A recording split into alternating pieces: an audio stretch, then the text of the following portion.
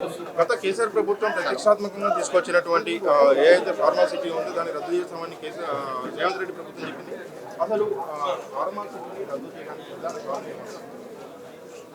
పేద ప్రజలకు ఏళ్ల కింద ఇందిరాగాంధీ ఉన్నప్పటి నుంచి ఇచ్చినటువంటి ప్రభుత్వ భూములను బెదిరించి పోలీసులను అడ్డం పెట్టి ఆ ప్రాంత ప్రజల భూములను గుంజుకోవడమే కాకుండా అక్కడ ఉండేటువంటి పట్టా పుస్తకాలు పట్టదారులది కూడా 12 లక్షలు 8 లక్షల రూపాయల చొప్పున బలవంతపు భూసేకరణ చేసింది.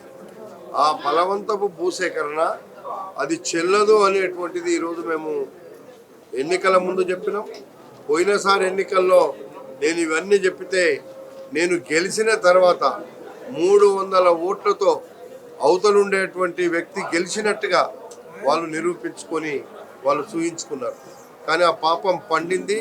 300 ఏమో కానీ ఈరోజు 41,000 ఓట్లతో నన్ను గెలిపించారు ఇబ్రాహీంపట్నం ప్రజలు.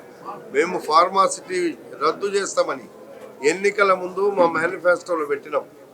అదే విధంగా నిన్ననే మా ముఖ్యమంత్రి గారు ఆ అనౌన్స్మెంట్ చేసినాడు. కాబట్టి ఇవన్నీ కాంగ్రెస్ పార్టీ ఇచ్చిన మాట మీద ఉంటుంది అనడానికి ఒక నిదర్శనం. పూర్తిగా రద్దు చేసే కార్యక్రమమే కాంగ్రెస్ పార్టీ తీసుకుంటుంది. పూర్తిగా రద్దు చేసేటువంటి మాటనే నిన్న మా ముఖ్యమంత్రి గారు చెప్పినారు.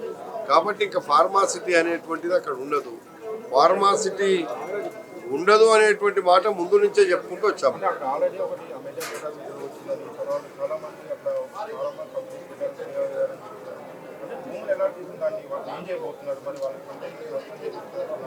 మేమైతే ముఖ్యమంత్రి గారిని రిక్వెస్ట్ చేసినాం. పేదవాళ్లకు ప్రభుత్వం ఇచ్చినటువంటి భూములు ఏమైతున్నాయో వాళ్ళ బతుకు తెరివే అది, వాళ్ళకు మళ్ళీ తిరిగి ఇవ్వమని అడుగుతున్నాం. అవసరమైతే కొంతనన్నా ఎక్కడైనా నిజంగానే ఉద్యోగస్తులకు నిరుద్యోగులకు ఉద్యోగాలు వస్తాయనుకుంటే ఎక్కడో కొంత తీసుకొని మా పేదవాళ్లకు ఉండేటువంటి భూములను తిరిగి ఇవ్వమని మా డిమాండ్ చేస్తున్నాం. ఏదైతే బలవంతంగా సేకరించినటువంటి ఫార్మాసిటీ భూములు వాటిని తిరిగి పేదలకు ఇస్తామని, అదేవిధంగా ఫార్మాసిటీ వల్ల అక్కడ ఉన్నటువంటి భూమంతా కూడా కలుషితం అవుతుందని చెప్పని మల్రెడ్డి రంగారెడ్డి చెప్తున్నారు. సో మొత్తం మీద రేవంత్ రెడ్డి ప్రభుత్వం పూర్తిగా ఫార్మాసిటీని రద్దు చేసినట్టుగా ఆయన స్పష్టం చేశారు. Camera person Srinivas Brahmaji, news 360.